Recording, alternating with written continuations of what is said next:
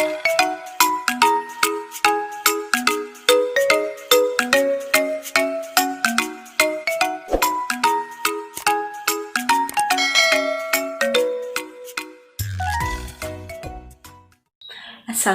warahmatullahi wabarakatuh.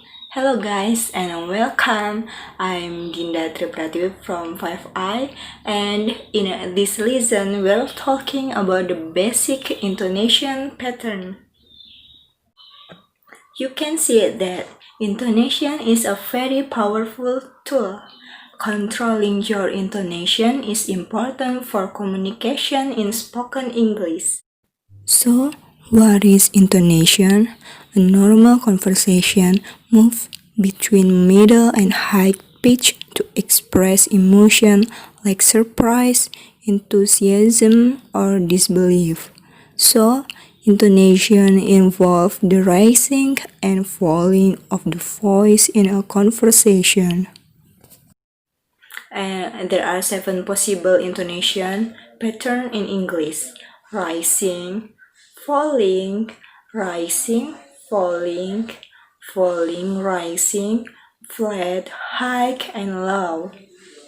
And in this video, we'll talking about how the voice rises and falling for sentences and question in English.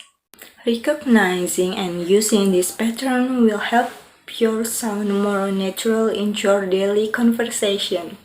So let's dive right in. Let's talk first about the basic statement or sentences. In written English, a statement or sentences ends with a period. In spoken English, your pitch will fall when you reach where that period would be. But here's the key. Your voice is only going to fall on the final sound in the final word within the sentence.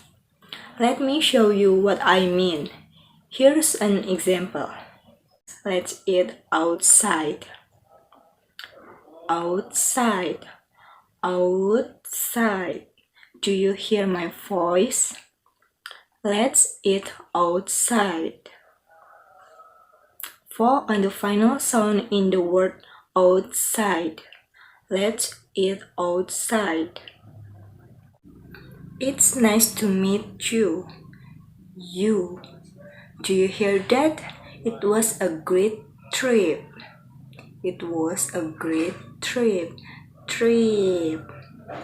Do you hear how that the tone of voice or that intonation, that pitch is falling on the final sound? It was a great trip. Now moving into our questions. Questions are a little less straightforward.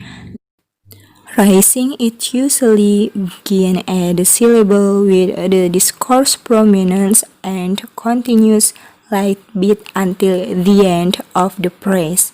We can find this intonation pattern in open choice alternative question as, would you like some coffee or tea?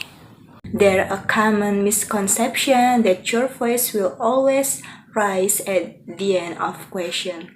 But actually the voice typically only rises when you're asking a question that can be answered by yes and no.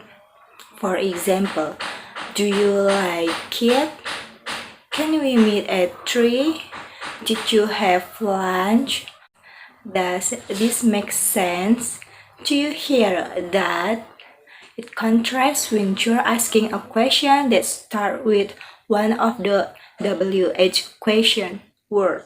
This is who, what, where, why, when, and how. That one start with H.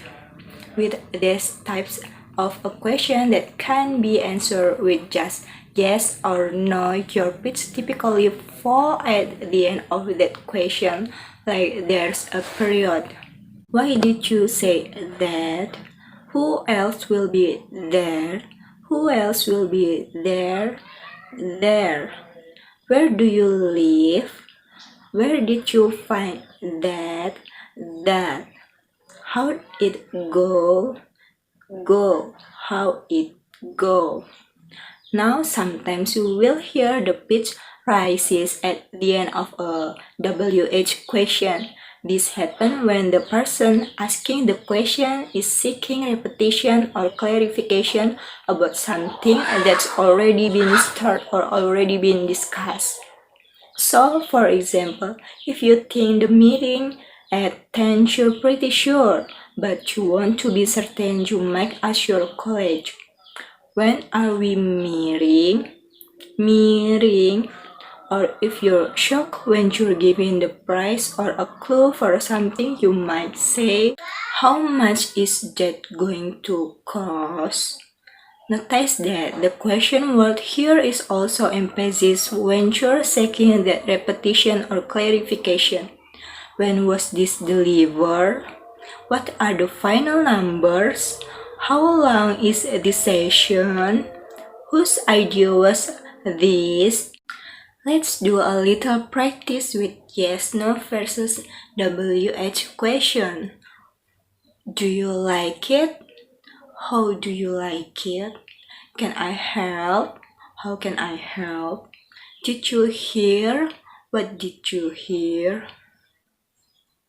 And also you can take a regular old statement or sentence and turn it into a question by using raising intonation or raising your pitch at the end. She got a job. She got a job. She got married. She got married. Another time you may hear and want to use rising intonation is if you're expressing a thought that has two parts. You say the first part with a rising intonation or letting your pitch rise at the end. And this lets your listener know that you're not done talking, that you still have more to say. This is called non-final intonation. Here's a few examples for that. It's a lot of money, but it's worth it. He's a little intense, but he's extremely talented. If we follow this plan, we'll be debt-free in a year. You also hear this non-final intonation when someone asks a question that gives choice two or more options. Do you want a medium or large? Would Tuesday, Wednesday, or Thursday work better? Should we go out or stay in? Okay, so let's wrap up. English speakers tend to emphasize new or constructed information, so all these patterns will depend on the meaning the speaker wants to convey. Therefore, it's imperative that attention is paid not only to the vocabulary or grammar, but also to prominence and intonation. Thanks so much for tuning in, and I'll see you next time. Bye. Wassalamualaikum warahmatullahi wabarakatuh.